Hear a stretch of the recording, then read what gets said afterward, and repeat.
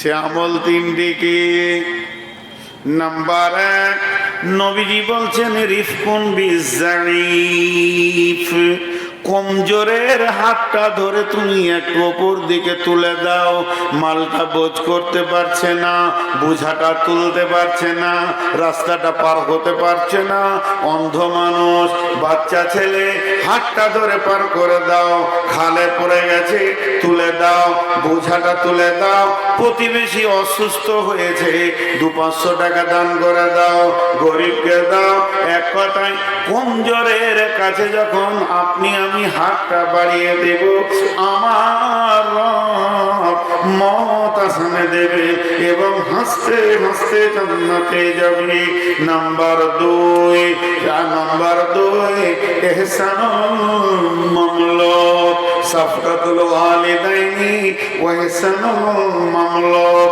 আপনার বাড়িতে যেটা কিনা গোলাম, বর্তমানে কিনা গোলাম নয়, আপনার গাড়ির ড্রাইভার, আপনার কাজের সেলসম্যান, আপনার কাজের লোক, আপনার মাঠের নিরানের লিবার, আপনার দোকানের সেলসম্যান।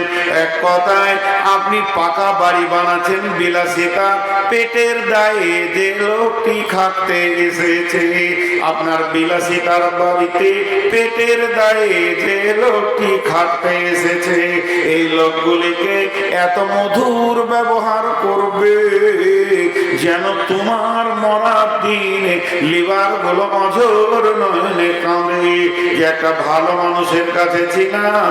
তো আল্লাহর নবী বলছেন তোমার মত আসানে হবে আর হাসতে হাসতে জান্নাতে যাবে। দুইটা বললাম, একটা কমজোরকে সাহায্য করা আর একটা হলো লিভারের সঙ্গে ভালো ব্যবহার করা। নাম্বার তিন, আল্লাহর নবী বলছেন 3 নম্বর ওই ব্যক্তিটা যে সাফকাতুল ওয়ালিদাইনি, মা বাপের সঙ্গে ভালো ব্যবহার করবে। 3 নম্বরটা কি? সাফকাতুল ওয়ালিদাইনি, সাফকাত।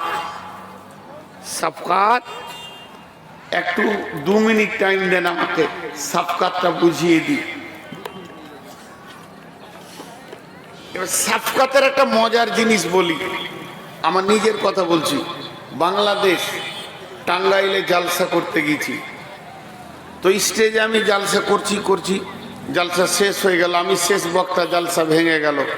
আমি উঠে টেবিলে দাঁড়ালাম, আমার জুতা খোলা ছিল নিচে।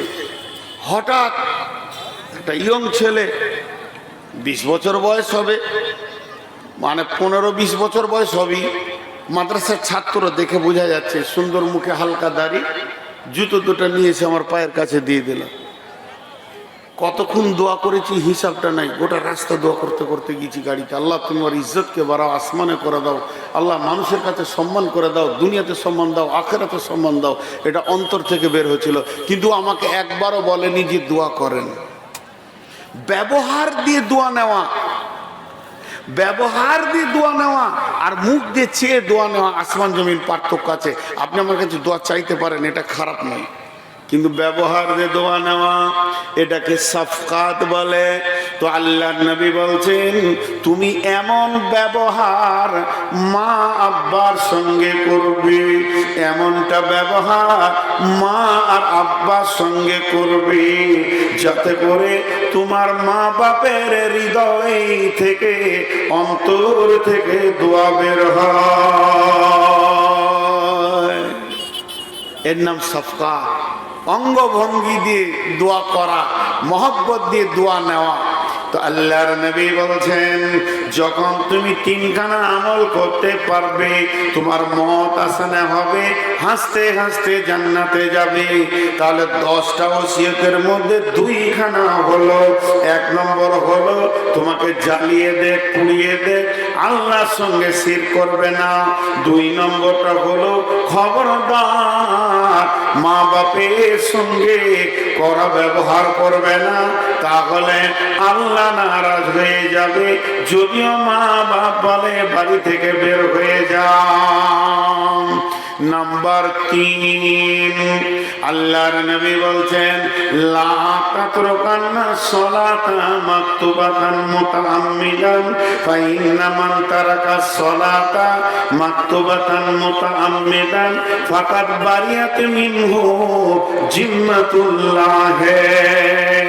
আল্লাহ তাবারাক ওয়া তাআলার নবী বলছেন যে ইচ্ছা করে এক ওয়াক্ত নামাজ তোমরা ছেড়ে দিও না, লা তাতরুকান্না সলাতা, ইচ্ছা করে জ্ঞান বশত এক ওয়াক্ত ফরজ নামাজ ছেড়ে দিও না।